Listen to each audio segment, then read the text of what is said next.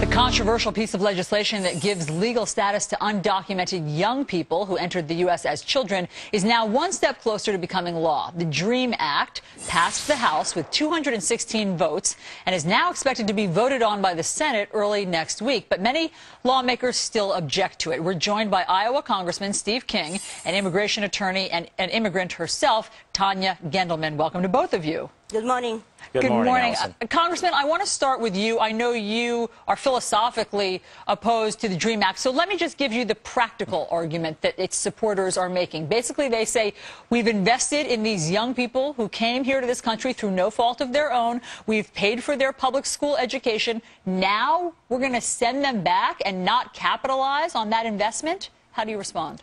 Well, in the first place, many of them did not come here through no fault of their own. Many of them did come here on their own. We continue every single day. We have dozens and hundreds and perhaps even thousands who come across the border who are under 16 of their own volition. Many of them are carrying drugs across the border at a young age. So it doesn't necessarily follow that they were brought here against their will or that they were particularly young. And neither does it follow that these kids are all the way up to 30-year-old kids that would apply under this, and these kids turn into gray-haired adults before the paperwork can be completed. So it's not the matter of kids, but this is it. It's suspending the rule of law and rewarding people for breaking the law. That we've drawn the line. And when you back up and grant amnesty and you reward people for that, then you've just promised there will be another amnesty and another amnesty. This is actually larger than the 1986 Amnesty Act. Okay, Tanya, your response to the points the congressman has made. Yes, I completely disagree. We should allow these people to stay here. We have invested time, money. Absolutely, they're here to stay. Congressman, let me show both of you actually right now a new Gallup poll, because it seems as though the American public, Tanya, is actually on your side. This Gallup poll was just out yesterday. Perhaps we can pull it up for you. We don't have it, but let me tell you what it says. That 54% of Americans do support the DREAM Act. I think 42% don't and 4% were unsure. So it seems, Congressman, that the tide is on the side of the DREAM Act passing.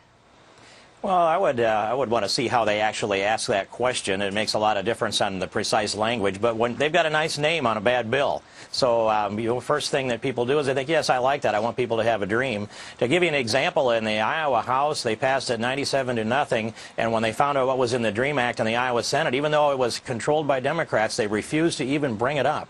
But here's the central question that needs to be asked and answered by the proponents of the DREAM Act, and it's this: what do you say to the widow of a soldier who's given his life to defend our liberty in a place like Iraq or Afghanistan, whose widow is sitting in a desk paying out-of-state tuition next to a recipient of amnesty under the DREAM Act who's getting a free education in California or paying one-third the tuition in Iowa? Okay. How do you reconcile that conundrum? And Tanya, perhaps you can respond to that.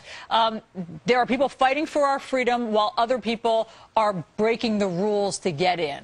Right, but by the same token, the same act proposes that people that want to apply for citizenship should either go to college or serve in the military. So this is their way to serve in the military, to serve the country, and this is how you reconcile. Well, as you point out, part of the stipulation of this is that they would pay back their investment through the military service. We'll have to leave the debate there.